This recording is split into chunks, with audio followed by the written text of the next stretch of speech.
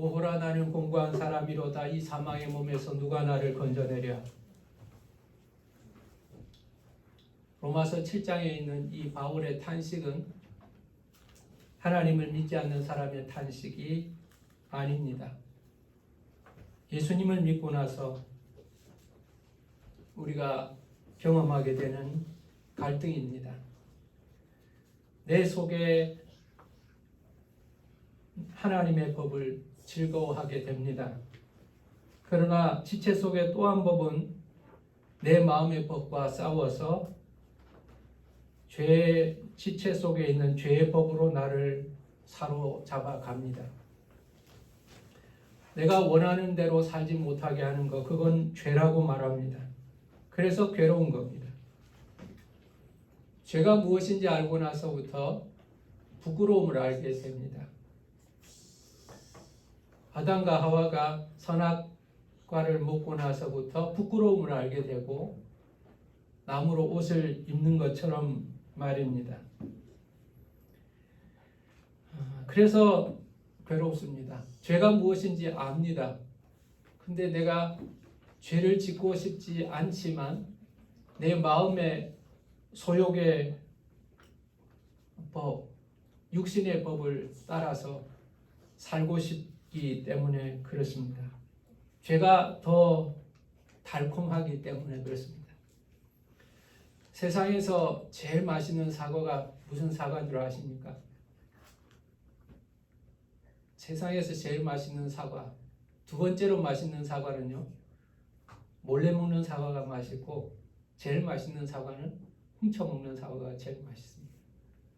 제가 이 이야기를 하면서 여러분 피식 웃지만 이 말 속에 죄의 습관이 그대로 담겨 있습니다. 우리가 죄를 지을 때요, 몰래 죄를 짓고 싶습니다. 몰래 죄를 지으려고 합니다.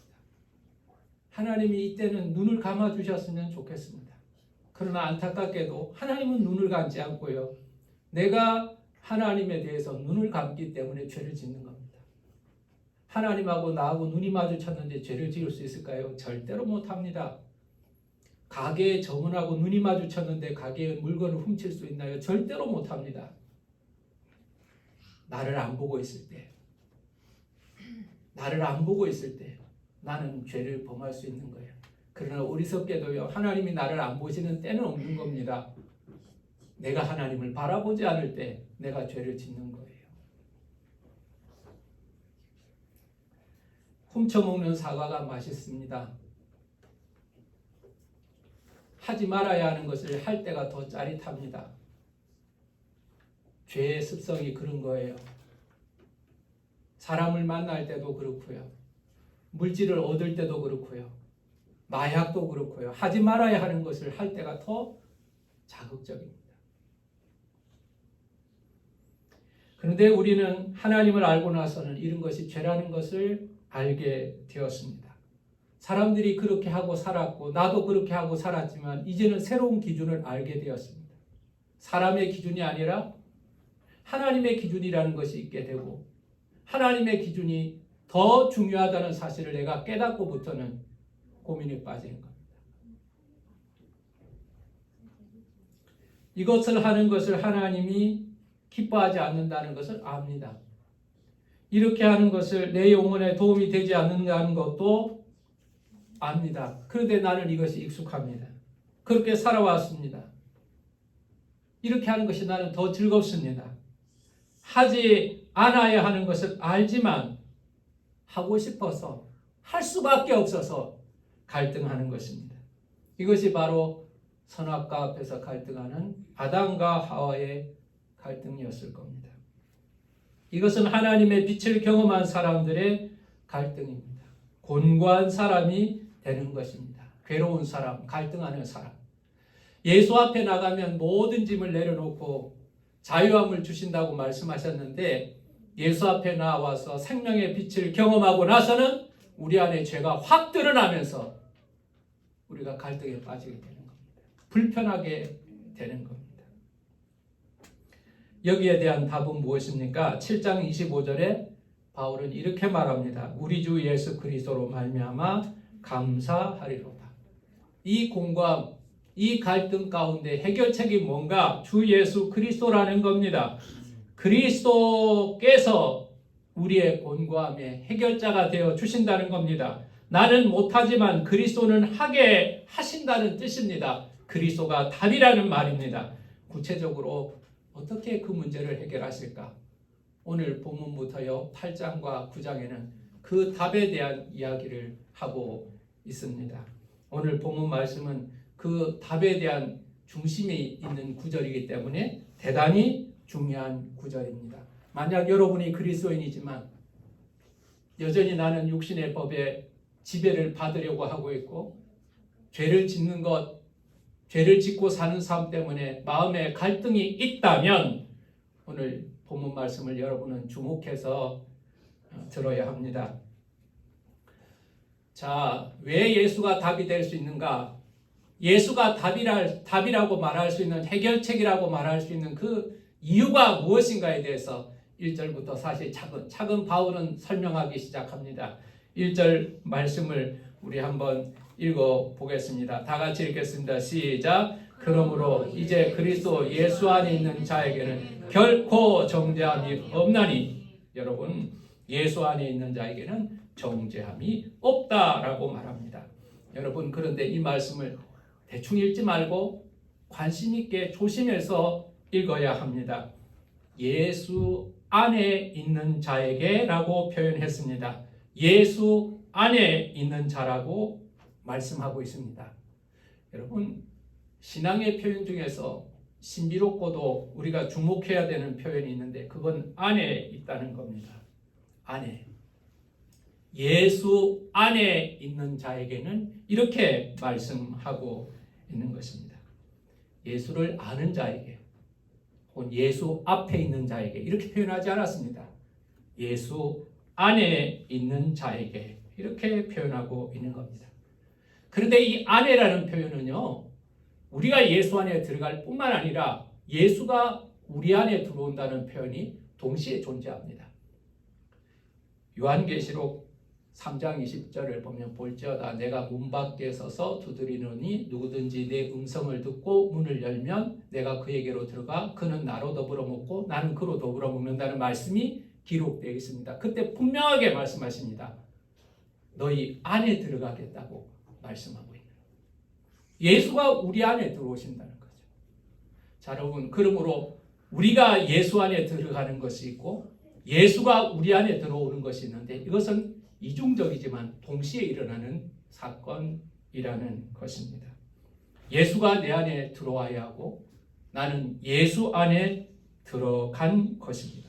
이와 같은 사람에게는 뭐라고 말합니까? 정죄함이 없다라고 말합니다. 정죄한다는 것은 죄의 확정이라고 말하면 됩니다. 확정 판결 이렇게 말하면 됩니다. 여러분, 좋은 사람이다, 나쁜 사람이다, 이건 법적 용어는 아닙니다.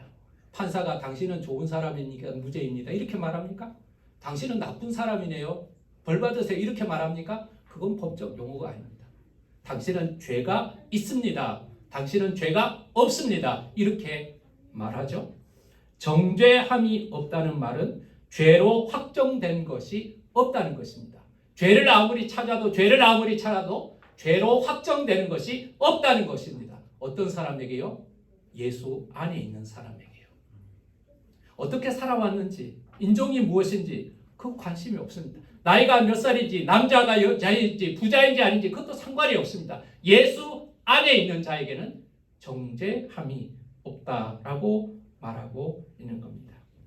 왜 그러면 예수 안에 있는 자에게 정죄함이 없을까? 이렇게 된 이유는, 이는이라고 2절에 말합니다. 이렇게 된 이유는 2절을 다시 같이 읽겠습니다. 시작. 이는 그리스도 예수 안에 있는 생명의 성령의 법이 죄와 사망의 법에서 너희를 해방하였습니다. 그렇게 말했습니다. 생명의 성령의 법이 죄와 사망의 법에서 너를 해방하였다.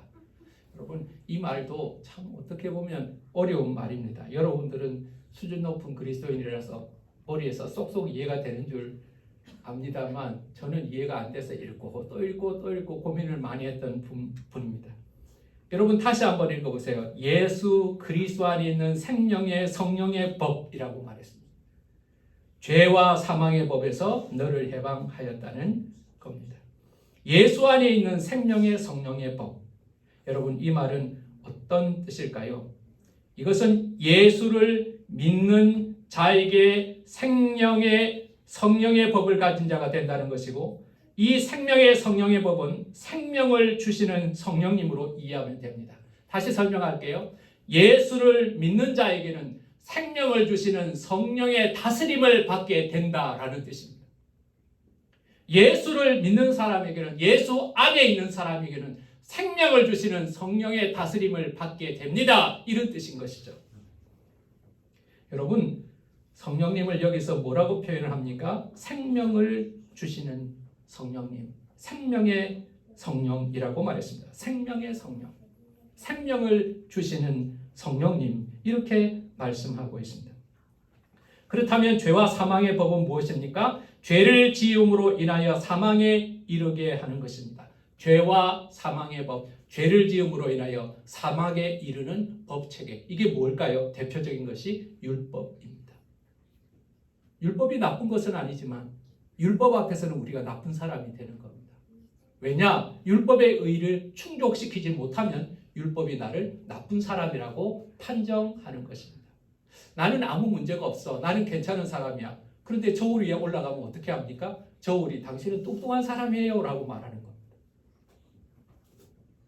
내가 아무리 나를 좋게 생각해도 그 저울이 나에게 말을 하는 거예요. 그래서 저울이 나를 똑똑한 사람으로 인정을 시키는 거예요. 율법이 그런 역할을 하는 겁니다. 율법이 나쁜 것이 아니에요. 율법은 선한 것입니다. 율법은 하나님이 주신 거예요. 율법은 하나님의 뜻이 무엇인지를 알게 하는 겁니다. 율법은 하나님의 백성이 어떻게 살아가야 할지를 알게 하는 겁니다. 율법은 어떻게 하면 복을 받는지에 대한 축복의 복입니다. 그런데 여러분, 문제는 율법이 문제가 아닌 거예요. 율법대로 살지 못하는 우리가 문제인 것이고, 더 정확하게 말하면 우리 안에 있는 죄가 율법을 우리로 말미암아 사망으로 이르게 하는 거죠. 사랑하는 여러분, 우리가 죄 사함을 받음으로 말미암아 생명의 성령의 법의 지배를 받게 됩니다. 예수 그리스도께서 정죄하심을 받았어요. 예수 그리스도께서 율법의 의를 이루셨어요. 우리는 그러므로 말미암아 죄가 조금 없어진 것도 아니고, 죄가 반쯤 없어진 것도 아니고, 죄가 거의 없어진 것도 아니고, 정죄함이 없게 된, 의롭다고 선언된 자라는 사실을 알게 되는데, 그 안에 역사하시는 분이 바로 생명을 주시는 성령이라는 것을 말씀하고 있는 것입니다. 자, 그러면 생명의 성령의 법은 어떻게 우리 안에서 역사하시는가? 자, 3절을 우리 다 같이 읽어보겠습니다. 시작.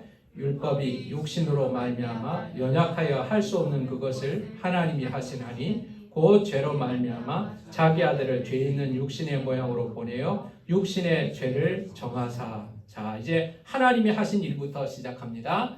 하나님께서는요, 율법이 육신으로 말미암아 연약하여 할 수 없는 그것을, 율법이 선한 것이, 율법이 악한 것이 아니라 우리가 약하기 때문에 율법을 통하여 의롭게 하는 것에 실패한 우리를 대신하여서 하나님께서 그 아들을 이 땅에 죄 있는 모습으로, 죄 있는 인간의 모습으로 우리에게 보내어서 육신의 죄를 정하시고 우리의 죄를 그의 몸에 정죄하시고, 우리는 정죄함이 없는데 하나님은 그 아들에게, 죄가 없는 아들에게 정죄하시고, 그리고 4절을 읽어보겠습니다. 시작. 육신을 따르지 않고 그 영을 따라 행하는 우리에게 율법의 요구가 이루어지게 하려 하심이니라. 자, 여러분, 율법의 요구를 이루셨다는 겁니다. 정죄하시고 십자가에 죽게 하심으로 말미암아 하나님께서는 그 율법의 의를, 율법의 요구를 충족시키셨다라고 말하고 있는 것입니다.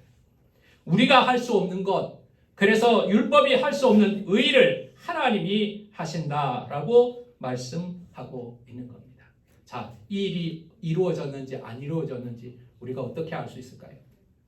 하나님께서 하시는 이 놀라운 일이 내 안에서 이루어졌는지 이루어지지 않았는지 어떻게 알 수 있을까요? 6절 말씀을 읽어보겠습니다. 다 같이 읽어보겠습니다. 시작. 육신의 생각은 사망이요 영의 생각은 생명과 평안이리라. 5절을 다시 한번 읽어볼까요? 시작. 육신을 따르는 자는 육신의 일을, 영을 따르는 자는 영의 일을 생각하나니 라고 말합니다.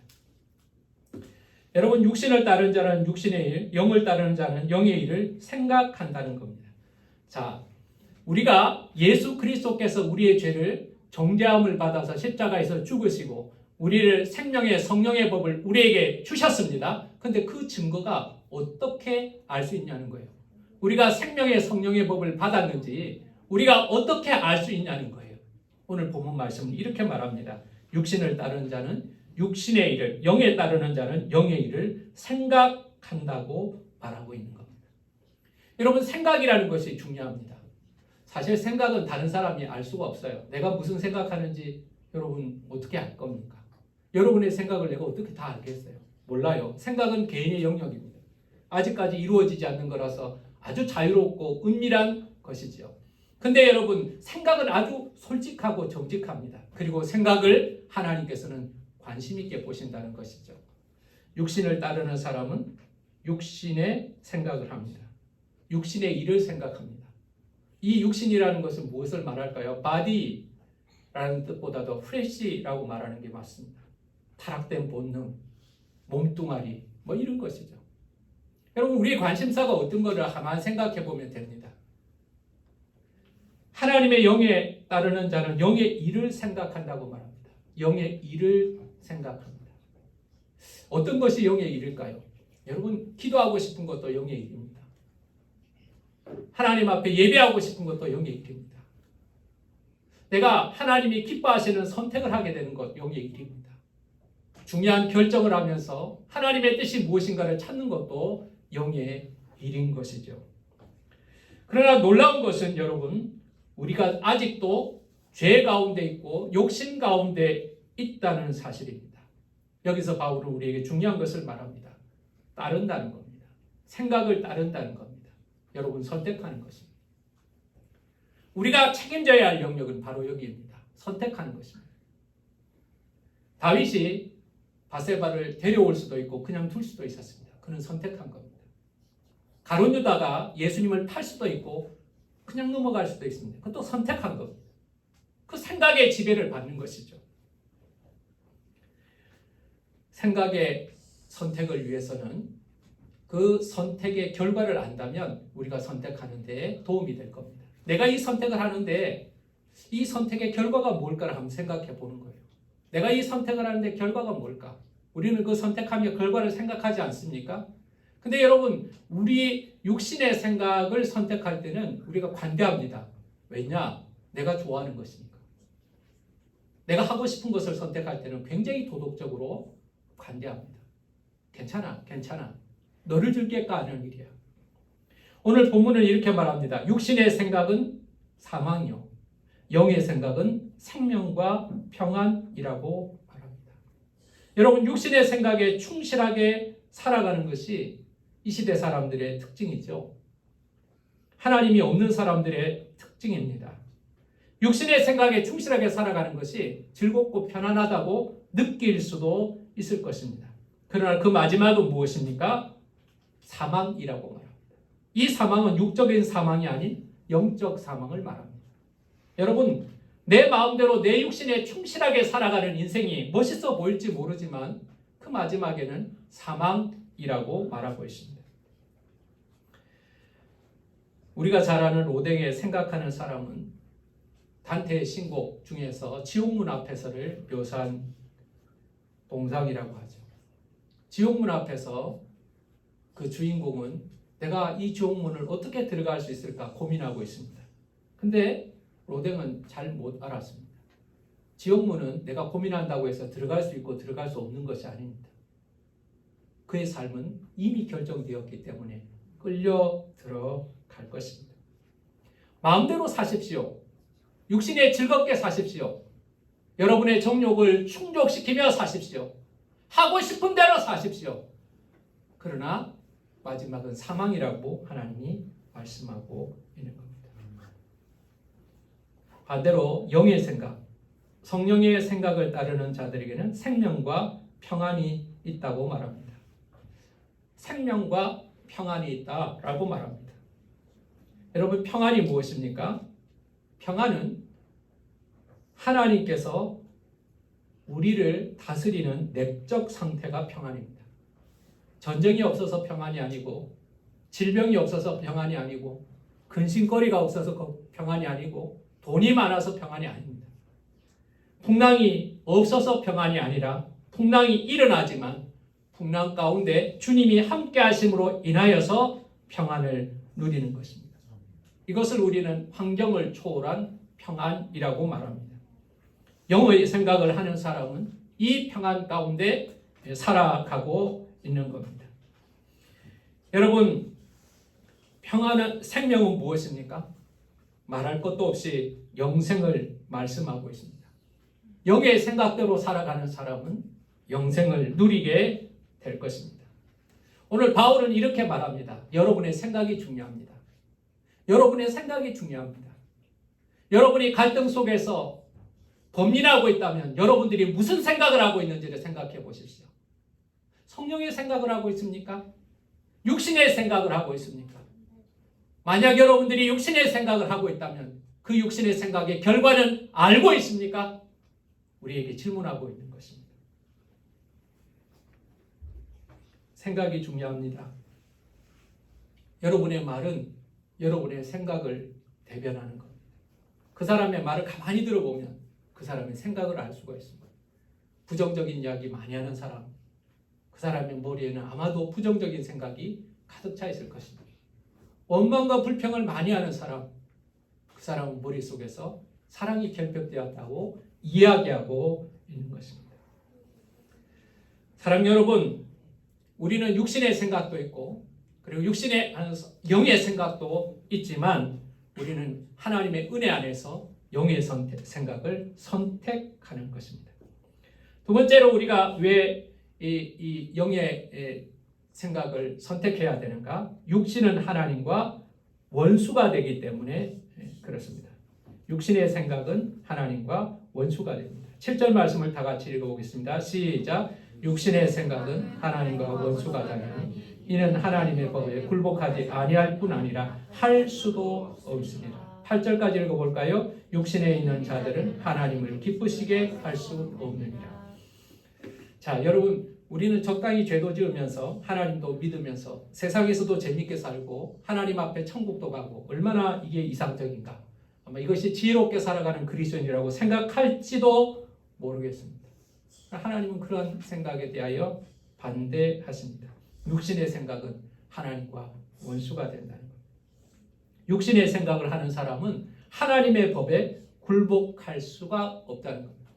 내 육신의 본능에 충실한 사람은 하나님의 말씀, 성령의 인도하심에 충실할 수가 없다는 겁니다.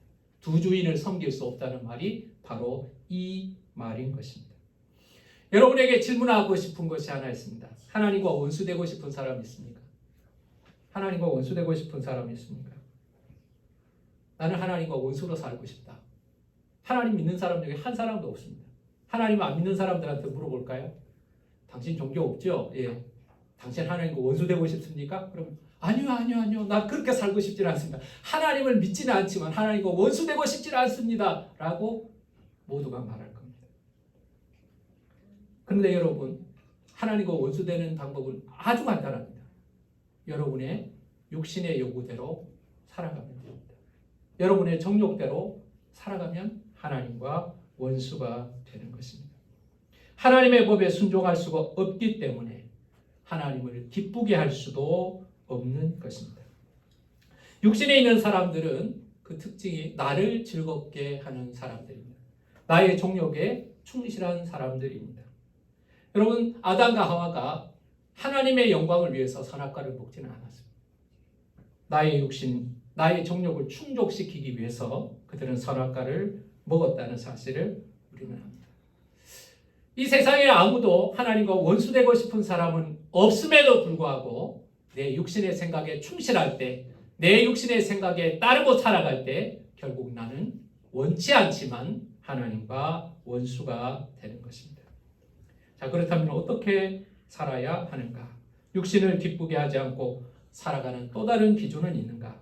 여러분, 9절 말씀을 우리 다 같이 봉독하겠습니다. 다 같이 읽겠습니다. 시작. 만일 너희 속에 하나님의 영이 거하시면 너희가 육신에 있지 않고 영에 있나니 누구든지 그리스도의 영이 없으면 그리스도의 사람이 아니라.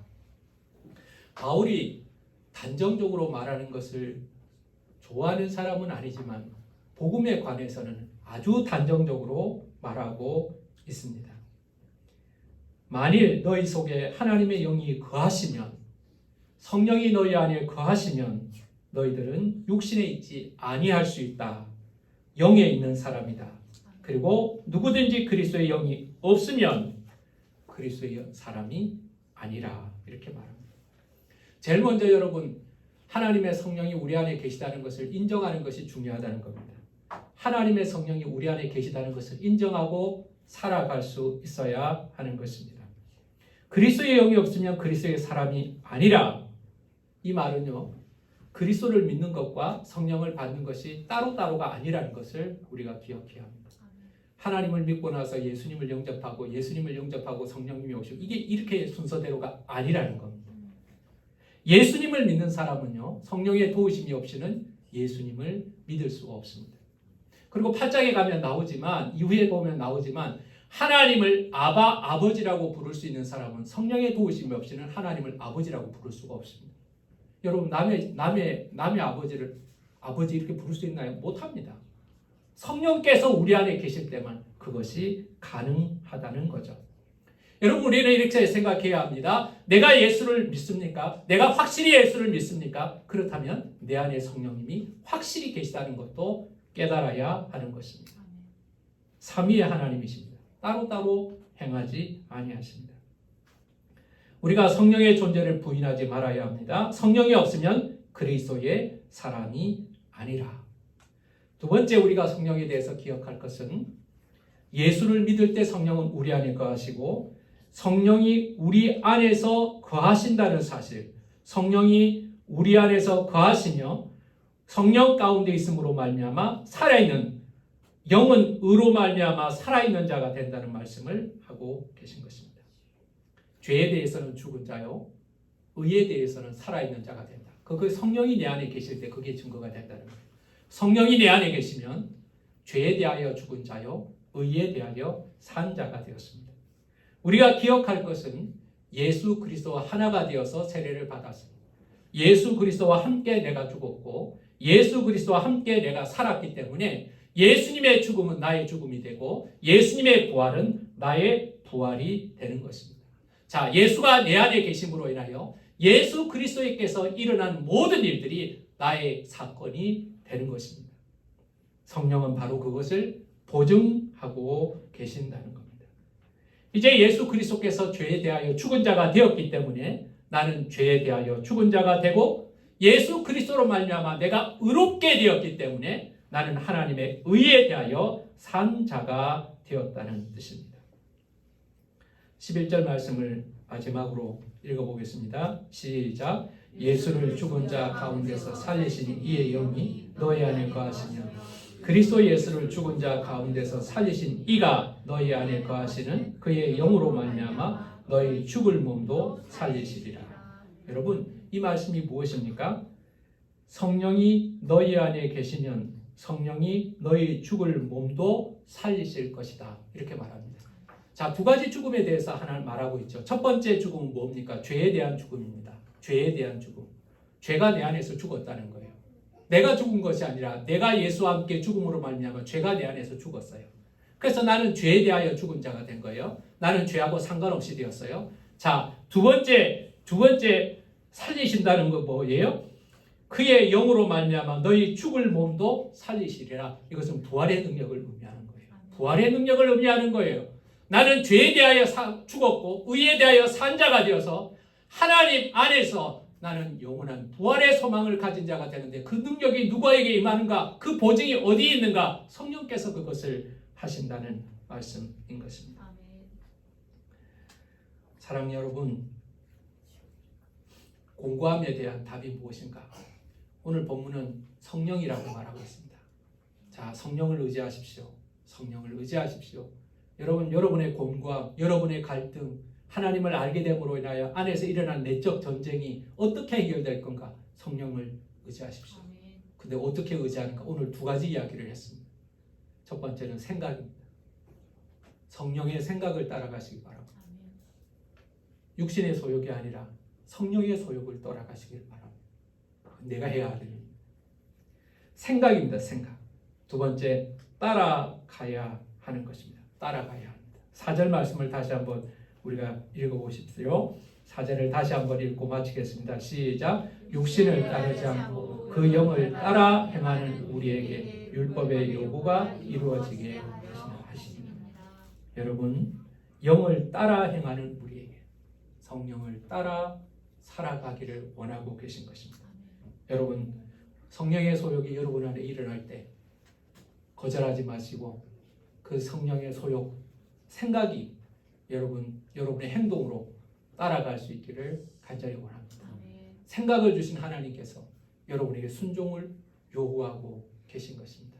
야, 성경을 읽어야지. 하나님이 생각을 주셨다면 여러분 졸립지만 피곤하지만 하나님 앞으로 가서 성경책을 열으시기를 간절히 바랍니다. 하나님이 기도할 마음을 주셨다면, 그 생각을 주셨다면 여러분 눈곱이 붙은 채라도 하나님 앞에 엎드려서 기도하는 순종을 보이시길 바랍니다. 그래야 삽니다. 그래야 하나님의 의를 온전히 누릴 수 있다는 사실을 여러분 기억하시기를 바랍니다. 나를 즐겁게 하고 나의 본능에 충실하게 살아가는 것이 멋진 인생이라고 생각하고 살아가십니까? 그렇지 않습니다. 그 결과는 하나님을 기쁘게 할 수가 없고, 그리고 하나님과 원수가 되어서 사망이라고 말씀하고 계십니다. 하나님과 원수되고 싶은 사람이 한 사람도 없지만 우리는 하나님과 원수되는 길을 선택하고 있는 겁니다. 반대로 영의 생각이 있습니다. 성령의 소욕이 있습니다. 그리고 여러분들이 그 성령의 소욕을 따라가게 된다면 여러분들은 의에 대하여 산 자가 될 것이고 영원한 부활의 소망을 가진 자로 살아갈 것이라는 사실, 너희 안에 계하시는 그의 영으로 말미암아 너희 죽을 몸도 살리시는 부활의 능력이 여러분과 저희의 것이 된다는 사실을 여러분 기억하시기를 바랍니다. 성령의 생각은 생명과 평안이라고 말하였습니다. 내 육신이 불편하고 거절할지라도 거룩한 성령의 인도하심에 따라 순종함으로 말미암아 하나님이 주시는, 성령님께서 허락하시는 생명과 평안을 누리는 저와 여러분 되시기를 예수 이름으로 축원합니다. 기도하겠습니다. 내 안에 내적 갈등이 있습니다. 내 마음이 원하는 대로 살지 못하고 내 안에 또 다른 법이 나를 죄로 이끌어 갑니다.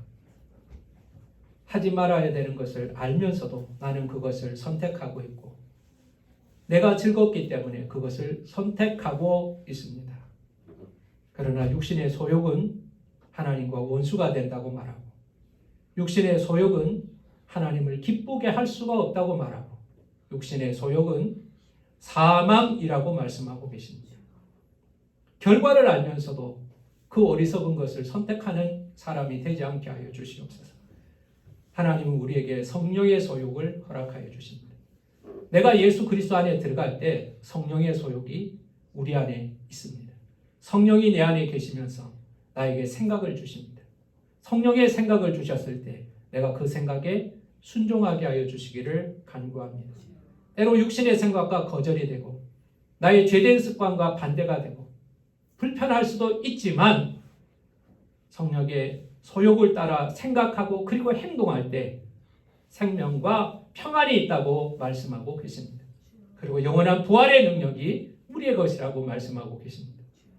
나는 성령의 법을 따르고 있는지 육신의 소욕을 따르고 있는지 돌아보게 하여 주시옵시고 이 내적 갈등을 이길 수 있도록 성령의 소욕, 성령의 인도하심에 따르는 믿음의 결단을 할 수 있도록 은혜를 베풀어 주시옵소서. 예수님의 이름으로 기도하였습니다.